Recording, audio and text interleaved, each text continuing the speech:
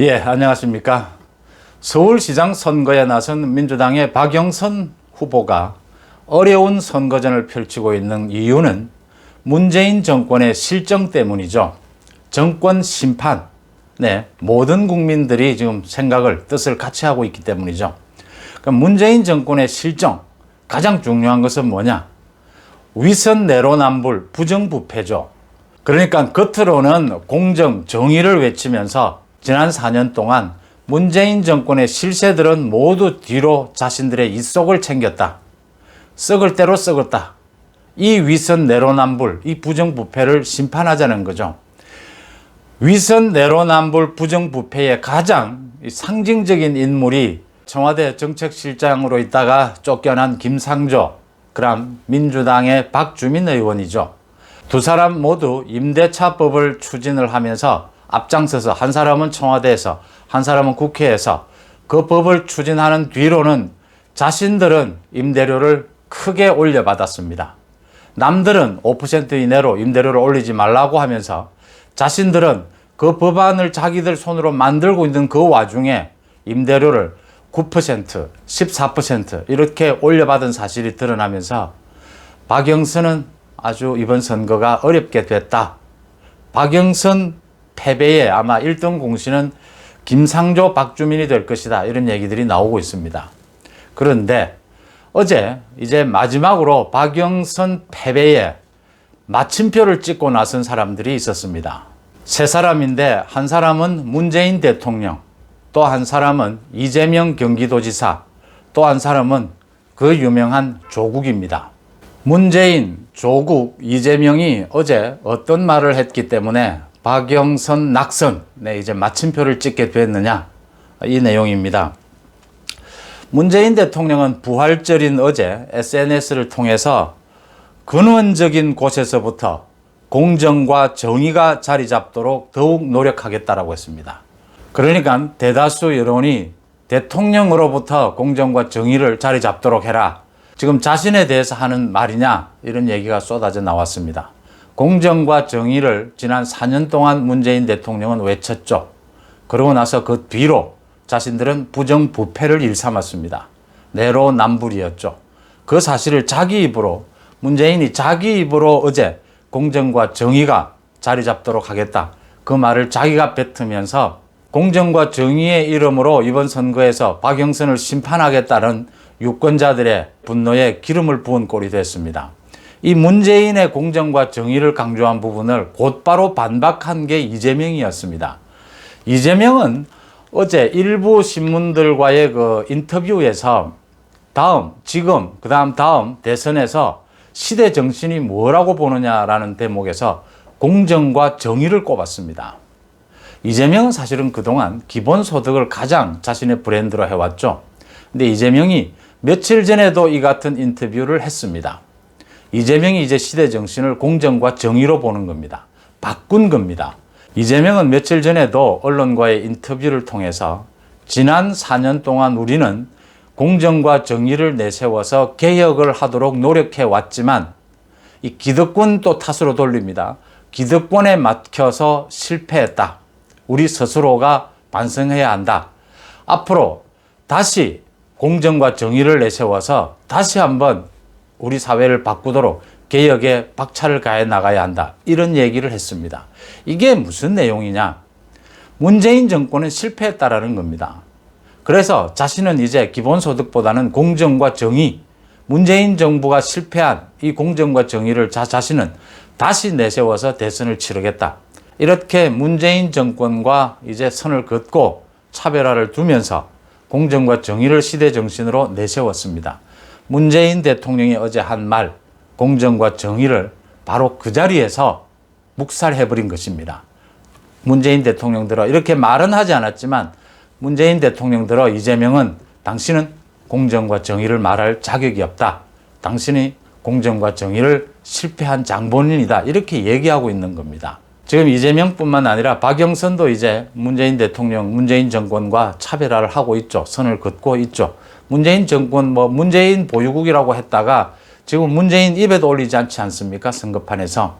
자, 근데 문제는 공정과 정의가 시대 정신이라고 한다면 공정과 정의를 대표하는 공정과 정의를 브랜드로 삼은 주인공은 누구인가? 문재인 대통령의 공정과 정의가 지난 4년 동안 망가진 그 위치에 주인공으로 나선 사람이 윤석열이죠. 그래서 문재인 대통령이 실패한 공정과 정의를 되살려내고 다시 회복시켜 줄 수 있는 사람은 이재명이 아니라 윤석열인 것이죠. 지금 이재명은 지지율이 지금 윤석열은 40%가 넘고 이재명은 이제 20% 언저리지 않습니까?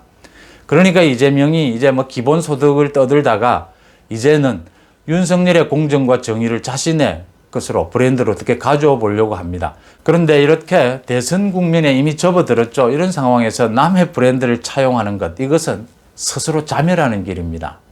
지금 공정과 정의를 놓고 문재인과 이재명이 이렇게 스스로 실패한 것을 자인하면서 박영선, 낙선에 이제 마지막 마침표를 찍었다. 그런데 공정과 정의를 되살리는 주인공으로서는 윤석열을 더 띄워주는 꼴이 되고 말았다. 그런데 여기에 조국마저 나섰습니다. 선거판이 시작된 이후에 조국은 침묵을 지켜왔죠. 자기가 나서는 것이 선거에 전혀 도움이 안 된다라고 판단했겠죠. 근데 참다 이제 선거가 거의 털렸다고 보는 거죠, 조국도. 조국이 이제 한마디 거들겠다고 나섰는데 그 내용이 바로 또 공정과 정의, 실패한 공정과 정의를 직접 거론하는 부분입니다.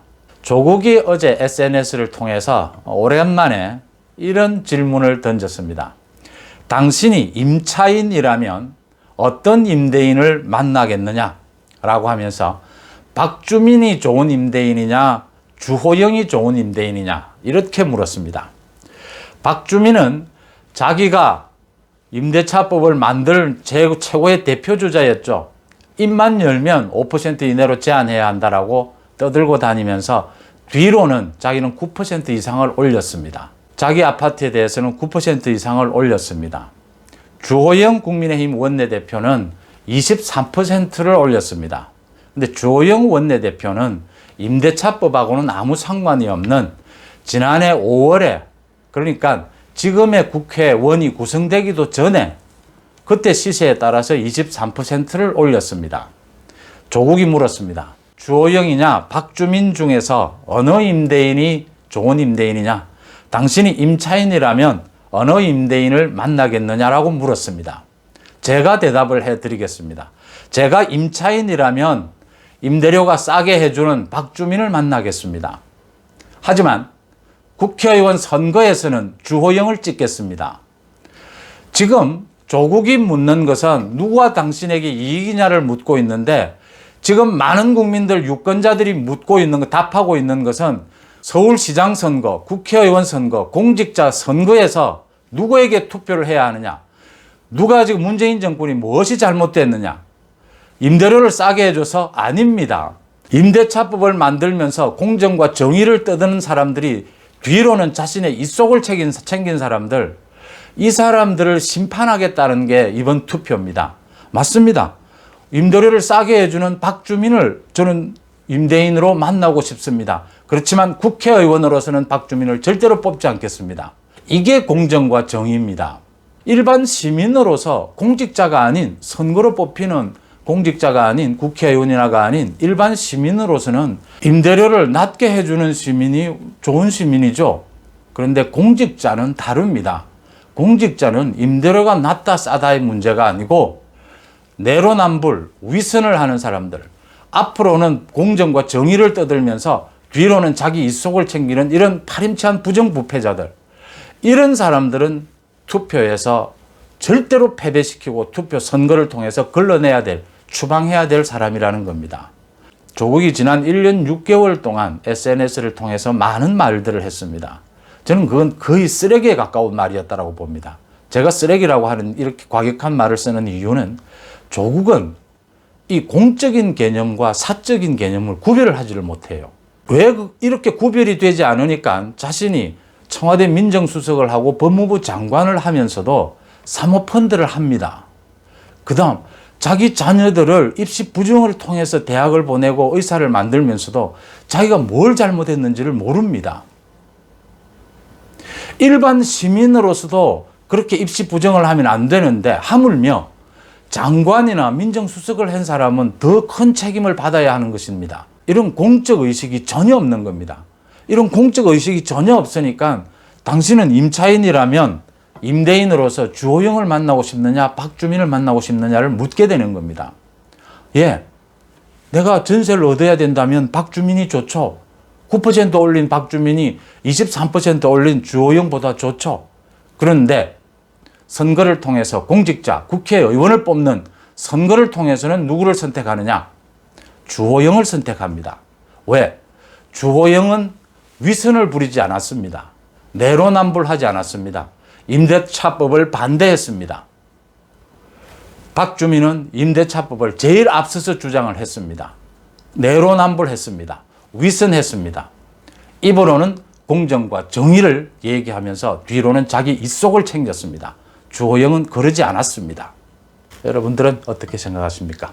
고맙습니다.